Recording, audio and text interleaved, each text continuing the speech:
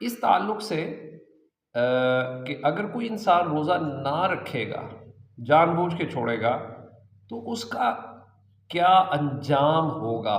آئیے یہ سنتے ہیں۔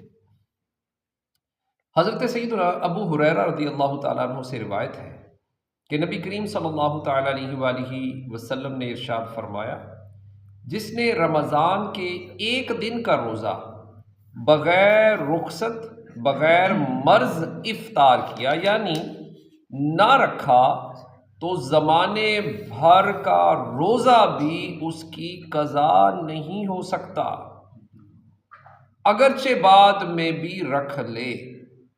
اور مزید ایک دوسری جگہ ارشاد فرمایا کہ پیارے آقا صلی اللہ تعالی علیہ وسلم فرماتے ہیں کہ میں سویا ہوا تھا تو خواب میں مجھے دو شخص میرے پاس آئے اور مجھے ایک دشوار گزار پہاڑ پر لے گئے۔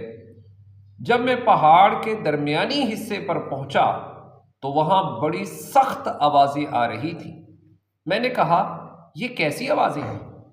تو مجھے بتایا گیا کہ یہ جہنمیوں کی آوازیں ہیں۔ پھر مجھے اور آگے لے جایا گیا تو میں کچھ ایسے لوگوں کے پاس سے گزرا کہ ان کو ان کے ٹخنوں کی رگوں میں باندھ کر الٹا لٹکایا گیا تھا اور ان لوگوں کے جبڑے پھاڑ دیے گئے تھے جن سے خون بہہ رہا تھا۔ تو میں نے پوچھا، یہ کون لوگ ہیں؟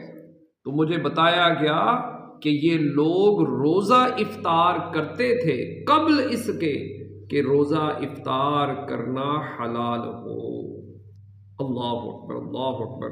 تو پیارے اسلامی بھائیوں، یہ آپ نے سنا، ایک تو اگر کوئی جان بوجھ کے رمضان کا روزہ چھوڑ دے، پھر ساری زندگی رکھ لے روزہ، تو رمضان کے روزے کے برابر ثواب اس کو نہیں مل سکتا۔ اور دوسرا، آپ نے سزا دیکھ لی، انجام دیکھ لیا کہ جو بندہ جان بوجھ کر روزہ چھوڑے گا تو کیا ہوگا اس کا حشر، کہ اس کو اس کی ٹانگوں کی رگوں سے باندھ کر الٹا لٹکا دیا جائے گا اور اس کے جبڑے پھاڑ دیے جائیں گے۔ اللہ اکبر، کتنی سخت سزا ہے جو جان بوجھ کر روزہ چھوڑے گا۔ پیارے اسلامی بھائیوں، ایک مزید ایک حدیث پاک سنیے کہ پیارے آقا صلی اللہ تعالی علیہ وسلم نے فرمایا، جس نے ماہ رمضان کو پایا اور اس کے روزے نہ رکھے تو وہ شخص شقی یعنی بدبخت ہے۔ جس نے اپنے والدین